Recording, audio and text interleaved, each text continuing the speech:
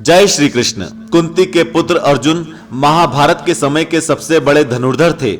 ऐसा भी कहा गया है कि यदि अर्जुन के पास अपनी धनुष चलाने की कुशलता नहीं होती तो शायद ही पांडव महाभारत का युद्ध जीत पाते। कई लोगों को इस बात की जानकारी नहीं है कि अर्जुन की मृत्यु कैसे हुई। क्या आप जानते हैं कि महाभारत में एक ऐसा भी वृतांत पढ़ने को मिलता है जिसके अनुसार अर्जुन की पहले भी एक बार मृत्यु हो चुकी थी और अर्जुन की इस मृत्यु पर देवी गंगा मुस्कुराने लगी थी।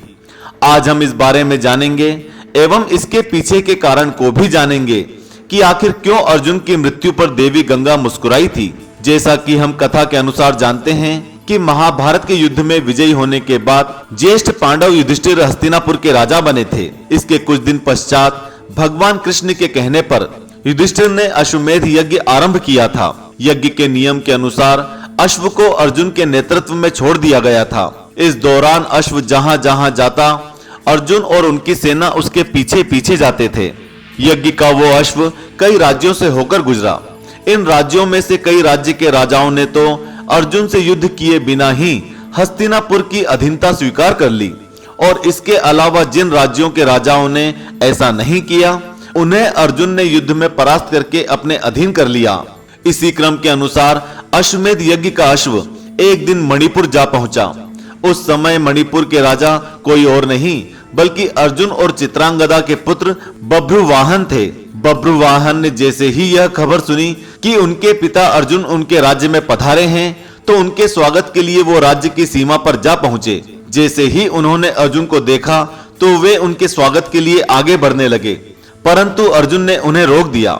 अर्जुन ने अपने पुत्र बभ्रुवाहन से कहा कि इस समय वे उनके पिता नहीं बल्कि हस्तिनापुर नरेश के प्रतिनिधि हैं और इसलिए क्षत्रिय नियम के अनुसार उन्हें इस समय उनसे युद्ध करना चाहिए। उसी समय अर्जुन की दूसरी पत्नी उलूपी वहां आ पहुंची और बभ्रुवाहन से कहा कि हे पुत्र, तुम्हें अपने पिता के साथ युद्ध करना चाहिए और अगर तुमने युद्ध नहीं किया तो ये तुम्हारे पिता का अपमान होगा। माता की आज्ञा मानकर बभ्रुवाहन युद्ध के लिए तैयार हो गए। इसके बाद अर्जुन और उनके पुत्र बभ्रुवाहन के बीच घोर युद्ध हुआ। अर्जुन और उनके पुत्र के बीच का यह युद्ध काफी समय से चलता रहा, परंतु इसका कोई परिणाम नहीं निकलने के कारण अर्जुन के पुत्र बभ्रुवाहन ने कामाख्या देवी से प्राप्त दिव्य बाण से अर्जुन पर प्रहार कर दिया, जिससे अर्जुन का सर धड़ से अलग हो गया। ऐसा दृश्य देखकर हस्तिनापुर की सेना में सन्नाटा छा गया, क्योंकि इस युद्ध में बभ्रुवाहन ने अर्जुन से पूर्व भीम को भी परास्त कर दिया था। भगवान श्री कृष्ण को जैसे ही इस बात का पता चला वैसे ही वे द्वारिका से मणिपुर के लिए निकल पड़े। अर्जुन की माता कुंती भी अर्जुन की मृत्यु के बारे में सुनकर मणिपुर के लिए निकल पड़ी। मणिपुर पहुंचकर प्रिय अर्जुन को धरती पर पड़ा देख प्रभु श्री कृष्ण को बहुत दुख हुआ।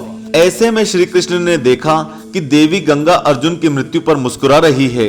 कुंती माँ भी वहां पहुंचकर अर्जुन के शरीर को धरती पर पड़ा देखकर जोर जोर से रोने लगी।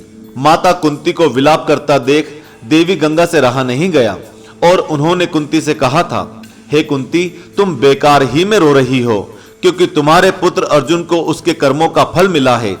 गंगा माँ ने कहा, उनका पुत्र भीष्म उसे अपने पुत्र की तरह स्नेह करता था, फिर भी इसने शिखंडी का सहारा लेकर मेरे पुत्र भीष्म का वध कर डाला था। उस समय मैं भी ऐसे ही रो रही थी जैसे आज तुम अपने पुत्र के लिए रो रही हो। गंगा माँ ने कहा, आज उनका बदला पूरा हुआ और उन्होंने यह भी कहा कि जिस कामाख्या देवी के बाण से बभ्रुवाहन ने अर्जुन के सिर को धड़ से अलग किया है वो मेरे द्वारा ही प्रदान किया गया था। देवी गंगा के मुख से बदले की बात सुनकर भगवान श्री कृष्ण हैरान हो गए। श्री कृष्ण ने गंगा माँ से कहा, हे देवी, आप किस बदले की बात कर रही हैं? आप किस से बदला लेंगी? अर्जुन की माता कुंती से या फिर अर्जुन से? भगवान ने कहा, वो अपना बदला अर्जुन की माता से कैसे ले सकती हैं? देवी गंगा ने कृष्ण से कहा, हे वासुदेव, ये तो आप जानते ही हैं कि अर्जुन ने उस समय मेरे पुत्र की हत्या की जब वो निहत्था था।